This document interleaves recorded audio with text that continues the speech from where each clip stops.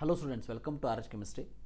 ತಮಗೆಲ್ಲ ಗೊತ್ತಿರೋ ಹಾಗೆ KCET ವೆರಿಫಿಕೇಷನ್ ಸ್ಲಿಪ್ಪನ್ನು ಇವತ್ತು KE ಅವರು 12:12 ಹೊತ್ತಿಗೆ ಬಿಟ್ಟರು. ಬಟ್ ಆ ಒಂದು KCET ವೆರಿಫಿಕೇಷನ್ ಸ್ಲಿಪ್ ಏನಿದೆ ಅದನ್ನು ಡೌನ್ಲೋಡ್ ಮಾಡ್ಕೊಳ್ಳೋದಕ್ಕೆ ಹೋದಾಗ ಬಹಳಷ್ಟು ಜನ ವಿದ್ಯಾರ್ಥಿಗಳು ಬಹಳ ಬೇರೆ ಬೇರೆ ರೀತಿಯ ಪ್ರಾಬ್ಲಮ್ಗಳನ್ನು ಅನುಭವಿಸ್ತಾ ಇದ್ದಾರೆ. ಆ ಕೆಲವೊಂದಷ್ಟು ಪ್ರಾಬ್ಲಮ್ಗಳನ್ನು ಅಟ್ಲೀಸ್ಟ್ ಈ ಒಂದಷ್ಟು ವಿಡಿಯೋಸ್ಗಳ ಮೂಲಕ ಜನರ ಮುಂದೆ ಇಟ್ಟಾಗ ಅಥವಾ KEಯ ಯಾರಾದರೂ ಒಬ್ಬರು ಈ ಒಂದು ವಿಡಿಯೋವನ್ನು ನೋಡಿದರೆ ಅಟ್ಲೀಸ್ಟ್ ಏನು ಪ್ರಾಬ್ಲಮ್ ಆಗ್ತಾ ಇದೆ ವಿದ್ಯಾರ್ಥಿಗಳಿಗಂತ ಗೊತ್ತಾದಾಗ ನಾಳೆ ಆಗಿದ್ರೂ ಅಟ್ಲೀಸ್ಟ್ ಈ ಒಂದಷ್ಟು ಕ್ವಶನ್ಸ್ಗಳಿಗೆ ಆನ್ಸರ್ಗಳು ಸಿಗಲಿ KE ಅವರ ಕಡೆಯಿಂದ ಅಂತ ಹೇಳೋದಕ್ಕೆ ಈ ಒಂದು ವಿಡಿಯೋನ ಮಾಡ್ತಾ ಇರೋವಂಥದ್ದು. ಸೊ ಬಹಳ ಬೇಜಾರು ಆಗುವಂಥ ವಿಷಯ ಏನಂತಂದರೆ, ಇಡೀ ದೇಶವೆಲ್ಲ ನೋಡ್ತಾ ಇರ್ತದೆ, ಇಡೀ ದೇಶದ ವಿದ್ಯಾರ್ಥಿಗಳು ಅಪ್ಲಿಕೇಶನ್ ಹಾಕೋದಕ್ಕೆ ಬರ್ತಾರೆ ಇನ್ನು ಮುಂದೆ.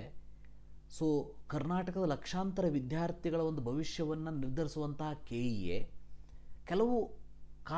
ಕೆಲವು ವಿಷಯಗಳಲ್ಲಿ ಯಾಕೆ ಇಷ್ಟು ನೆಗ್ಲೆಕ್ಟ್ ಮಾಡ್ತಾರೆ ಅಂತ ನನಗೆ ಅರ್ಥ ಆಗೋದಿಲ್ಲ. ನಾನೇನು KE ಅವರಿಗೆ ಬ್ಲೇಮ್ ಮಾಡ್ತಾ ಇಲ್ಲ, ಬಟ್ ಕೆಲವೊಂದಷ್ಟು ಪ್ರಾಬ್ಲಮ್ಗಳು ಪದೇ ಪದೇ ಬರ್ತಾ ಇದೆ ಅಂದಾಗ ಅದಕ್ಕೆ ಒಂದಷ್ಟು ಸೊಲ್ಯೂಷನ್ಗಳನ್ನು ಸಾಫ್ಟ್ವೇರಲ್ಲಿ ಕಂಡುಹಿಡಬೇಕು. ಸಾಫ್ಟ್ವೇರನ್ನು ಬರೆದು ಸಾಫ್ಟ್ವೇರ್ನ ಕರೆಕ್ಟಾಗಿ ವರ್ಕ್ ಮಾಡೋ ಹಾಗೆ ಮಾಡೋದು it is not a big issue. So ಇಚ್ಛಾಶಕ್ತಿ ಇತ್ತು ಅಂತಂದರೆ ಡೆಫಿನೆಟ್ಲಿ ಸಾಧ್ಯ ಇದೆ. ಈಗ ಇರುವಂಥ ನಮ್ಮ ಹೊಸ ಡೈರೆಕ್ಟರ್ ಆಗಿರುವಂಥ ಪ್ರಸನ್ನ ಸರ್ ಅವರು ಇದರ ಬಗ್ಗೆ ಸ್ವಲ್ಪ ಗಮನ ಹರಿಸಿ ಈ ಒಂದು 2-3 ಪ್ರಾಬ್ಲಮ್ಗಳೇನಿದೆ ನಮ್ಮ ವಿದ್ಯಾರ್ಥಿಗಳದ್ದು ಅದನ್ನು ನಾನೇನು ನಿಮ್ಮ ಮುಂದೆ ಇಡ್ತಾ ಇದ್ದೀನಿ, KE ಅವರಿಗೆ ಅಟ್ಲೀಸ್ಟ್ ಅದು ಗೊತ್ತಾಗಿ ಆ ಪ್ರಾಬ್ಲಮ್ಗಳಿಗೆ ಸೊಲ್ಯೂಷನ್ಗಳು ಬರ್ತಾ ಹೋಗಲಿ. ಮೊದಲನೇದಾಗಿ ಇವತ್ತು ಯಾರ್ಯಾರು KEಯ ವೆರಿಫಿಕೇಷನ್ ಸ್ಲಿಪ್ಪನ್ನು ಡೌನ್ಲೋಡ್ ಮಾಡ್ಕೊಳ್ಳೋದಕ್ಕೆ ಲಿಂಕನ್ನು ಯೂಸ್ ಮಾಡಿಬಿಟ್ಟು ಲಾಗಿನ್ ಆಗ್ತಾ ಇದ್ದಾರೆ, ಲಾಗಿನ್ ಆದ ಮೇಲೆ ನೀಟ್ ರೋಲ್ ನಂಬರ್ನ ಹಾಕ್ತಾರೆ. ನೀಟ್ ರೋಲ್ ನಂಬರ್ ಹಾಕಿದ ಮೇಲೆ ಡೌನ್ಲೋಡ್ ಅಪ್ಲಿಕೇಶನ್ ಫಾರ್ಮ್ ಅಂತ ಬರ್ತದೆ. ನೀಟ್ ಎಲ್ಲ ಡೀಟೇಲ್ಸ್ಗಳನ್ನ ಫೆಚ್ ಆದಮೇಲೆ ಒಂದು ಸಾರಿ ಆ ಅಪ್ಲಿಕೇಶನ್ ಫಾರ್ಮ್ ಲಿಂಕನ್ನು ಕ್ಲಿಕ್ ಮಾಡಿ ಡೌನ್ಲೋಡ್ ಮಾಡಿಕೊಂಡ ಮೇಲೆ ಇನ್ನೊಂದು ಸಾರಿ ಡೌನ್ಲೋಡ್ ಮಾಡ್ಕೊಳ್ಳೋದಕ್ಕೆ ಸಾಧ್ಯನೇ ಆಗ್ತಾ ಇಲ್ಲ. ದಯವಿಟ್ಟು ನನ್ನ ಒಂದು ಸಜೆಷನ್ KE ಅವರಿಗೆ, ಮೊದಲನೇದಾಗಿ ಆ ಒಂದು ಅಪ್ಲಿಕೇಶನ್ ಫಾರ್ಮನ್ನು ಡೌನ್ಲೋಡ್ ಮಾಡ್ಕೊಳ್ಳೋದಕ್ಕೆ ಸಪ್ರೇಟ್ ಲಿಂಕನ್ನಾದರೂ ಕೊಡಿ ವಿದ್ಯಾರ್ಥಿಗಳಿಗೆ, ಅಥವಾ ಇನ್ನೊಂದು ಸಾರಿ ಲಾಗಿನ್ ಆದಾಗ ಆ ವಿದ್ಯಾರ್ಥಿಗೆ ಡೌನ್ಲೋಡ್ ಮಾಡ್ಕೊಳ್ಳೋದಕ್ಕೆ ಅವಕಾಶವನ್ನು ಮಾಡಿಕೊಡಿ. ಕೆಲವು ಸಾರಿ ಏನಾಗ್ತಾ ಇದೆ ಅಂತಂದರೆ ವಿದ್ಯಾರ್ಥಿಗಳದು ಗೊತ್ತಾಗದೇನೆ ಸ್ಕಿಪ್ ಆಗ್ತಾ ಇದೆ. ಸೊ ಸ್ಕಿಪ್ ಆದಾಗ ಇನ್ನೊಂದು ಸಾರಿ ಲಾಗಿನ್ ಆದಾಗಲೂ ಕೂಡ ತಮಗೆ ಬೇಕಾದಂಥ ಅಪ್ಲಿಕೇಶನ್ ಫಾರ್ಮನ್ನು ಡೌನ್ಲೋಡ್ ಮಾಡ್ಕೊಳ್ಳೋದಕ್ಕೆ ಸಾಧ್ಯ ಆಗ್ತಾ ಇಲ್ಲ. ಎರಡನೇ ಪ್ರಾಬ್ಲಮ್ ನೋಡಿ, ಹಿಂದಿನ ಸಾರಿ ವೆರಿಫಿಕೇಷನ್ ಸ್ಲಿಪ್ KCET ವಿದ್ಯಾರ್ಥಿಗಳಿಗೆ ಬಿಟ್ಟಾಗಲೂ ಕೂಡ ಒಂದು ಕಾಮನ್ ಸೆನ್ಸ್ ಏನಿರ್ತದೆ ಅಂತಂದ್ರೆ ಅದನ್ನು ಪ್ರಿಂಟ್ ಮಾಡುವಾಗ ಅಟ್ಲೀಸ್ಟ್ ಈ ಒಂದಷ್ಟು ಫಾರ್ಮನ್ನು ಬಿಟ್ಟಾಗ KE ಅವರು ಟೆಸ್ಟ್ ರನ್ ಮಾಡೋದೇ ಇಲ್ವ ಹಾಗಾದರೆ ತಮ್ಮ ಸಾಫ್ಟ್ವೇರಿಂದು? ನನಗಂತೂ ಇಲ್ಲ ಅಂತ ಅನ್ನಿಸ್ತದೆ. ವೆರಿಫಿಕೇಷನ್ ಸ್ಲಿಪ್ಪನ್ನು ನೀವು ಪ್ರಿಂಟ್ ತೊಗೊಂಡಾಗ KCET ಅವ್ರದ್ದು, ಸೊ ಒಬ್ಬರ KCET ವೆರಿಫಿಕೇಷನ್ ಸ್ಲಿಪ್ ಅವರು ಕರೆಕ್ಟಾಗಿ ಬಂದಿತ್ತಾ? ಸೊ ಅದು ಲ್ಯಾಂಡ್ಸ್ಕೇಪ್ ಅಂದರು, ಪೋರ್ಟ್ರೇಟ್ ಅಂದರು, ಕೆಲವೊಂದಷ್ಟು 4 ಡಿಜಿಟ್ಗಿಂತ ಜಾಸ್ತಿ ರ್ಯಾಂಕ್ ಇರುವಂಥ ವಿದ್ಯಾರ್ಥಿಗಳ ರ್ಯಾಂಕೇ ಪೂರ್ತಿಯಾಗಿ ಕಾಣಿಸ್ತಿರ್ಲಿಲ್ಲ. ಅಂಥ ಪ್ರಾಬ್ಲಮ್ಮು ಈಗ ನೀಟಲ್ಲಿ ಹೇಗೆ ಅಂತಂದರೆ, ನೀಟ್ ವೆರಿಫಿಕೇಷನ್ ಸ್ಲಿಪ್ಪನ್ನು ಡೌನ್ಲೋಡ್ ಮಾಡ್ಕೊಳ್ಳೋದಕ್ಕೆ ಅದಕ್ಕೆ ಕ್ಲಿಕ್ ಮಾಡಿದರೆ ವೆರಿಫಿಕೇಷನ್ ಸ್ಲಿಪ್ ಓಪನ್ ಆಗ್ತಾ ಇದೆ, ಎಲ್ಲೂ ಕೂಡ ಡೌನ್ಲೋಡ್ ಆಗ್ತಾ ಇಲ್ಲ. ಆ ಡೌನ್ಲೋಡ್ ವೆರಿಫಿಕೇಷನ್ ಸ್ಲಿಪ್ಪನ್ನು ಬಟನ್ ಮೇಲೆ ಕ್ಲಿಕ್ ಮಾಡಿದಾಗೆ ಮತ್ತೆ ಅದೇ ಪೇಜ್ ಓಪನ್ ಆಗ್ತದೆ ಹೊರತು ಬೆಳಗ್ಗೆಯಿಂದ ಸಂಜೆಯವರೆಗೂ ಕೂಡ ವಿದ್ಯಾರ್ಥಿಗಳು ಈ ಒಂದು ಪ್ರಾಬ್ಲಮನ್ನು ಅನುಭವಿಸಿದ್ದಾರೆ. ಅಂದರೆ KE ಅವರಿಗೆ ಈ ಪ್ರಾಬ್ಲಮ್ಗಳು ಕಾಣೋದೇ ಇಲ್ವ ಹಾಗಾದರೆ? ಲಕ್ಷಾಂತರ ವಿದ್ಯಾರ್ಥಿಗಳಿಗೆ ಈ ರೀತಿ ಪ್ರಾಬ್ಲಮ್ ಆಗ್ತಾ ಇದೆ. They are facing the problem. So they are panic ಆಗ್ತಾ ಇದ್ದಾರೆ, ಡೌನ್ಲೋಡ್ ಮಾಡ್ಕೊಳ್ಳೋದಕ್ಕೆ ಬರ್ತಾ ಇಲ್ಲ. ಹೋಗಲಿ, Ctrl+P ಅನ್ನು ಒತ್ತಿ ಸೇವ್ ಮಾಡ್ಕೊಳ್ಬೋದು ನಿಮ್ಮ ಸಿಸ್ಟಮಲ್ಲಿ. ಹಾಗೆ ಮಾಡಿಕೊಂಡ್ರೂ ಕೂಡ ಕೆಲವೊಂದಷ್ಟು ಪ್ರಿಂಟ್ಗಳು, ವೆರಿಫಿಕೇಷನ್ ಸ್ಲಿಪ್ಪಿನ ಪ್ರಿಂಟ್ಗಳು ಕರೆಕ್ಟಾಗಿ ಬರ್ತಾ ಇಲ್ಲ. ಇದು ಎರಡನೇ ಪ್ರಾಬ್ಲಮ್ಮು. ಮೊದಲನೇದಾಗಿ KE ಅವರೇ ದಯವಿಟ್ಟು ಅಪ್ಲಿಕೇಶನ್ ಫಾರ್ಮನ್ನು ಪ್ರಿಂಟ್ ಮಾಡ್ಕೊಳ್ಳೋದಕ್ಕೆ ನೀಟ್ ಡೀಟೇಲ್ಸ್ ಎಲ್ಲ ಬಂದ ಮೇಲೆ ಇನ್ನೊಂದು ಅವಕಾಶವನ್ನು ಮಾಡಿಕೊಡಿ. ಯಾಕಂದರೆ ಸ್ಕಿಪ್ ಆಗ್ತಾ ಇದೆ, ಸ್ಕಿಪ್ ಆಗಿಬಿಟ್ರೆ ಮತ್ತೊಂದು ಸಲ ಡೌನ್ಲೋಡ್ ಮಾಡ್ಕೊಳ್ಳೋದಕ್ಕೆ ಬರ್ತಾ ಇಲ್ಲ. ಎರಡನೇದಾಗಿ ವೆರಿಫಿಕೇಷನ್ ಸ್ಲಿಪ್ ಇನ್ನೂ ಕೂಡ ನಮಗೆ ಕರೆಕ್ಟಾಗಿ ಡೌನ್ಲೋಡ್ ಮಾಡಿಕೊಂಡು ನೀಟಾಗಿ ಪ್ರಿಂಟ್ ತೊಗೊಳ್ಳಿಕ್ಕೆ ಆಗ್ತಾ ಇಲ್ಲ ಪೇಪರ್ ಮೇಲೆ. ಸೊ ಆ ಕಾರಣಕ್ಕೆ ದಯವಿಟ್ಟು ಅದೊಂದು ಅವಕಾಶವನ್ನು ಮಾಡಿಕೊಡಿ. ಸೊ ಆ ಒಂದು ಸಾಫ್ಟ್ವೇರ್ನ ಕರೆಕ್ಟ್ ಮಾಡ್ತಿರೋ ಏನು ಮಾಡ್ತಿರೋ ನಿಮಗೆ ಬಿಟ್ಟಿದ್ದು. ಅಟ್ಲೀಸ್ಟ್ ವಿದ್ಯಾರ್ಥಿಗಳಿಗೆ ಆ ವೆರಿಫಿಕೇಷನ್ ಸ್ಲಿಪ್ ಡೌನ್ಲೋಡ್ ಮಾಡ್ಕೊಳ್ಳೋದಕ್ಕೆ ಅವಕಾಶವನ್ನು ಮಾಡಿಕೊಡಿ.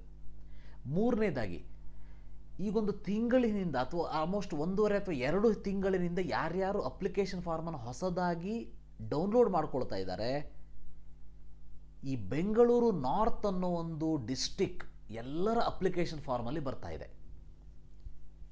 ಇದನ್ನು ನಾನು ಹಿಂದೆನೂ ಕೂಡ ಒಂದು 2-3 ವಿಡಿಯೋದಲ್ಲಿ ಕೂಡ ಹೇಳಿದ್ದೆ. ಅಂದರೆ ಇದು ಒಂದು ಸಣ್ಣ ಪ್ರಾಬ್ಲಮನ್ನು ಸಾಲ್ವ್ ಮಾಡೋದಕ್ಕೆ ಸಾಧ್ಯನೇ ಆಗ್ತಾ ಇಲ್ಲ ಹಾಗಾದರೆ KE ಅವ್ರ ಕಡೆಯಲ್ಲಿ. ಪ್ರತಿಯೊಬ್ಬರು ವೆರಿಫಿಕೇಷನ್ ಸ್ಲಿಪ್ಪನ್ನು ಡೌನ್ಲೋಡ್ ಮಾಡ್ಕೊಳ್ಳೋಕ್ಕಿಂತ ಮುಂಚೆ ಏನು ಈ ಒಂದು ಅಪ್ಲಿಕೇಶನ್ ಫಾರ್ಮನ್ನು ಪ್ರಿಂಟ್ ತೊಗೊಂಡ್ರು 99.999% ವಿದ್ಯಾರ್ಥಿಗಳು ನೀವಿನ್ನೂ ಅಪ್ಲಿಕೇಶನ್ ಫಾರ್ಮ್ನ ಕರೆಕ್ಟಾಗಿ ನೋಡಿಲ್ಲ. ದಯವಿಟ್ಟು ಅದನ್ನು ಓಪನ್ ಮಾಡಿ ನೋಡಿ. ಸ್ಕೂಲ್ ಡೀಟೇಲ್ಸಲ್ಲಿ ಡಿಸ್ಟಿಕ್ ಮೇಲ್ಗಡೆ ಎಲ್ಲ ಕರೆಕ್ಟ್ ಬರ್ತಾ ಇದೆ. So in between Bengaluru north either 2 ಅಥವಾ 3 ಅಥವಾ 4 4 ಕಡೆ 5 ಕಡೆ 3 ಕಡೆ ಅದು ಎಂಟರ್ ಆಗ್ತಾ ಇದೆ. ಸೊ ಇದು completely blunder mistake from the KEA. ಆದ್ದರಿಂದ ಇದು KEA ಅವರೇ ಪ್ರಾಬ್ಲಮ್ ಆಗಿರೋದ್ರಿಂದ ನಿಮ್ಮ ಅಪ್ಲಿಕೇಶನ್ ಫಾರ್ಮಲ್ಲಿ ಈ ರೀತಿಯಾಗಿ ಏನಾದರೂ ಪ್ರಾಬ್ಲಮ್ ಆದರೆ ನೀವು ವರಿ ಮಾಡ್ಕೊಳ್ಳುವಂಥ ಅವಶ್ಯಕತೆ ಇಲ್ಲ. ಇದು ನಿಮ್ಮೊಬ್ಬರಿಗೆ ಅಲ್ಲ, ಈ ರಾಜ್ಯದ ಪ್ರತಿಯೊಬ್ಬ ವಿದ್ಯಾರ್ಥಿ ಯಾರು ಇವತ್ತು ಅಪ್ಲಿಕೇಶನ್ ಫಾರ್ಮನ್ನು ಡೌನ್ಲೋಡ್ ಮಾಡ್ಕೊಂಡಿದ್ದಾರೆ ಪ್ರತಿಯೊಬ್ಬರ ಸ್ಟಡಿ ಡೀಟೇಲ್ಸಲ್ಲಿ ಬೆಂಗಳೂರು ನಾರ್ತ್ ಅನ್ನೋ ಡಿಸ್ಟಿಕ್ ಏನಿದೆ ಅದು ಆಟೋಮೆಟಿಕಲಿ ಬರ್ತಾ ಇದೆ. ಇದು ಇವತ್ತಿನ ಕೆಲಸ ಅಲ್ಲ, ಬಹಳ ದಿನ ಹಿಂದಿಂದ ಬರ್ತಾ ಇದೆ.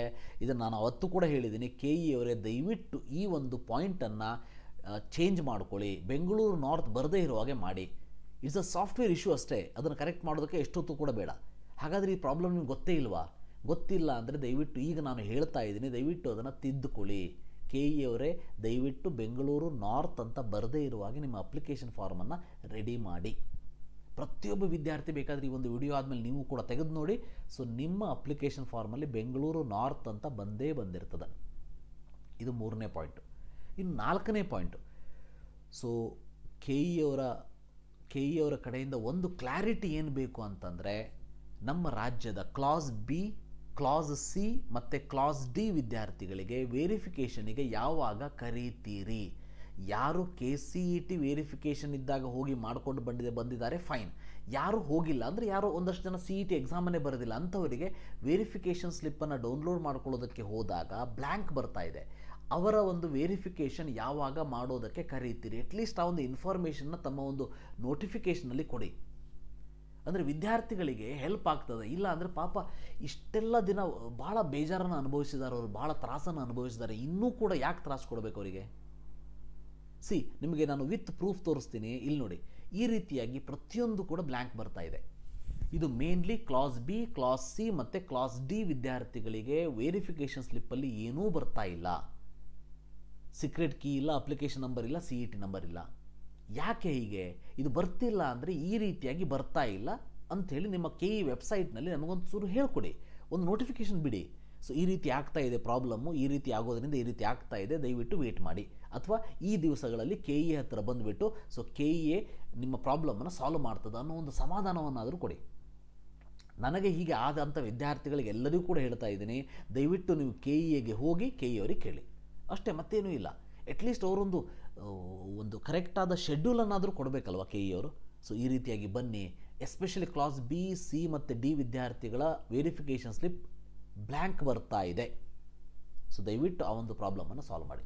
ಇದಿಷ್ಟು ನಾನು ಇವತ್ತು ಬೆಳಗ್ಗೆಯಿಂದ ಸಂಜೆಯ ತನಕ ಅಬ್ಸರ್ವ್ ಮಾಡಿರುವಂಥ ಪ್ರಾಬ್ಲಮ್ಗಳಿಗೆ ಸೊ ಒಂದು KEA ಅವರಿಗೆ ಅಟ್ಲೀಸ್ಟ್ ರೀಚ್ ಆಗಲಿ ಅನ್ನೋದಕ್ಕೆ ಈ ಒಂದು ವಿಡಿಯೋವನ್ನು ಮಾಡ್ತಿರುವಂಥದ್ದು. ಇದರಲ್ಲಿ ಎಲ್ಲೂ ಕೂಡ KEA ಅವ್ರನ್ನ ಬ್ಲೇಮ್ ಮಾಡ್ತಾ ಇಲ್ಲ. KEA ಅವರು ಮನಸ್ಸು ಮಾಡಿದರೆ, ಈ ಪ್ರಸನ್ನ ಸರ್ ಅವರು ಮನಸ್ಸು ಮಾಡಿದರೆ ಇದು 10 ನಿಮಿಷದ ಕೆಲಸ ನಾಳೆ ಬೆಳಗ್ಗೆ ಇದನ್ನು ಕರೆಕ್ಷನ್ ಮಾಡೋದಕ್ಕೆ. ಸೊ ದಯವಿಟ್ಟು ಕರೆಕ್ಷನ್ ಮಾಡಿಕೊಡಿ. ಸೊ ವಿದ್ಯಾರ್ಥಿಗಳಿಗೆ KCET ಅಪ್ಲಿಕೇಶನ್ ಫಾರ್ಮಲ್ಲಿ ಪ್ರಿಂಟ್ ಮಾಡ್ಕೊಳ್ಳೋದಕ್ಕೆ ಅವಕಾಶ ಮಾಡಿಕೊಡಿ ಇನ್ನೊಂದು ಸಾರಿ. ಸೊ ವೆರಿಫಿಕೇಷನ್ ಸ್ಲಿಪ್ ಕರೆಕ್ಟಾಗಿ ಡೌನ್ಲೋಡ್ ಆಗ್ತಾ ಇಲ್ಲ, ಪ್ರಿಂಟ್ ಆಗ್ತಾ ಇಲ್ಲ, ಅದಕ್ಕೆ ಅವಕಾಶ ಮಾಡಿಕೊಡಿ. ಸೊ 3ನೇದಾಗಿ ಸ್ಕೂಲ್ ಡೀಟೇಲ್ಸಲ್ಲಿ ಬೆಂಗಳೂರು ನಾರ್ತ್ ಅದೇನು ಪುಣ್ಯ ಮಾಡಿದೆಯೋ ಗೊತ್ತಿಲ್ಲ ಬರ್ತಾ ಇದೆ, ಅದನ್ನು ಬರದೇ ಇರೋ ಹಾಗೆ ಮಾಡಿ. 4ನೇದಾಗಿ ದಯವಿಟ್ಟು ಕ್ಲಾಸ್ B, C ಮತ್ತು D ವಿದ್ಯಾರ್ಥಿಗಳಿಗೆ ಏನು ಮಾಡಬೇಕು ಅನ್ನೋದನ್ನು ಕ್ಲಿಯರ್ ಕಟ್ಟಾಗಿ ಹೇಳಿ. ಯಾಕಂದರೆ ಎಲ್ಲರೂ ಕೂಡ ನಾಳೆ ಬೆಳಗ್ಗೆ KEA ಆಫೀಸ್ ಮುಂದೆ ನಿಂತ್ಕೊಂಡ್ರೆ ಸಾವಿರಾರು ವಿದ್ಯಾರ್ಥಿಗಳು ಅವ್ರನ್ನ ಹೇಗೆ ಫೇಸ್ ಮಾಡ್ತೀರಾ? ಅವ್ರಿಗೆ ಏನು ಸೊಲ್ಯೂಷನ್ನ ಕೊಡ್ತೀರಾ? ಏನು ಆನ್ಸರ್ನ ಕೊಡ್ತೀರಾ ಅವ್ರ ಕ್ವಶನ್ಗಳಿಗೆ? ಸೊ ದಯವಿಟ್ಟು KEA ಅವರು ಈ ಎಲ್ಲ ಪ್ರಾಬ್ಲಮ್ಗಳಿಗೆ ಸೊಲ್ಯೂಷನನ್ನು ಆದಷ್ಟು ಬೇಗ ಕೊಡೋ ಹಾಗೆ ಆಗಲಿ. ನಮ್ಮ KEA ಒಳ್ಳೆಯ ಕೆಲಸಗಳನ್ನ ಮಾಡ್ತಾ ಇದೆ ಇತ್ತೀಚೆಗೆ. ಡೆಫಿನೆಟ್ಲಿ ನಮ್ಮ ಡೈರೆಕ್ಟರ್ ಚೇಂಜ್ ಆದಮೇಲೆ ಭಾಳ ಒಳ್ಳೆಯ ಬೆಳವಣಿಗೆಗಳು ಆಗಿವೆ ಸೊ KEAಯಲ್ಲಿ. ಬಟ್ ಇದರ ಜೊತೆಗೆ ಇದು ಒಂದಿಷ್ಟು ಪ್ರಾಬ್ಲಮ್ಗಳು ಸಾಲ್ವ್ ಆಗಲಿ. ಇನ್ನೊಂದು ಸ್ಮಾಲ್ ಸಜೆಷನ್ KEA ಅವರಿಗೆ ಅಂತಂದರೆ, ತಮ್ಮ ಒಂದು ನೋಟಿಫಿಕೇಷನ್ ಬಿಟ್ಟಾಗ ಆ ನೋಟಿಫಿಕೇಷನ್ಗೆ ಒಂದು ಕರೆಕ್ಟಾದ ನಂಬರನ್ನು ಕೊಡಿ. ಫಾರ್ ಎಕ್ಸಾಂಪಲ್ ಇಲ್ಲಿ ನೋಡಿ, ಇಲ್ಲೊಂದು ನೋಟಿಫಿಕೇಷನ್ ಬಿಟ್ಟರು. ಸೊ ಇದಕ್ಕೆ ಡೇಟ್ ಇದೆ, ಇವೆಲ್ಲ ಇದೆ, ಒಂದು ನಂಬರನ್ನ ಕೊಡಿ. ನೋಟಿಫಿಕೇಷನ್ 2024ರಲ್ಲಿ ಯಾವ ನೋಟಿಫಿಕೇಷನ್ ನಂಬರ್ 2, 3, 4, 5 ಹಾಗಾದಾಗ ಏನಾಗ್ತದೆ, ವಿದ್ಯಾರ್ಥಿಗಳಿಗೂ ಮತ್ತು ಪಾಲಕರಿಗೂ ಯಾವುದೋ ಒಂದು ನೋಟಿಫಿಕೇಷನ್ ಮಿಸ್ ಆಗಿದೆ ಅಂತಂದ್ರೂ ಕೂಡ ಇಮ್ಮಿಡಿಯೇಟ್ಲಿ ಗೊತ್ತಾಗ್ತದೆ, ಈ ರೀತಿ ನೋಟಿಫಿಕೇಷನ್ ಬರ್ತಾ ಇದೆ, ಸೊ ಯಾವುದೋ ಒಂದು ಮಿಸ್ ಆಗಿದೆ, ನಾನು ಅದನ್ನು ನೋಡಿಲ್ಲ ಅಂಥೇಳಿ. ಕೆಲವು ಸಾರಿ ಅಂತೂ ಮಾಡೋದಂತೂ ಬಹಳ ಆಶ್ಚರ್ಯ ಆಗಿಬಿಟ್ಟಿರ್ತದೆ. ಇಲ್ಲಿ ಕೊಟ್ಟಿರೋ ಡೇಟೇ 27 ಇದ್ದರೆ ಇಲ್ಲಿ ನೋಡಿದರೆ 23ರಿಂದ ಸ್ಟಾರ್ಟ್ ಮಾಡಿಬಿಟ್ಟಿರ್ತಾರೆ. ಸೊ ಇಂಥವು ಭಾಳಷ್ಟು ಆಗಿವೆ. ದಯವಿಟ್ಟು ಕೆ ಇ ಅವರೇ ನೋಡಿ.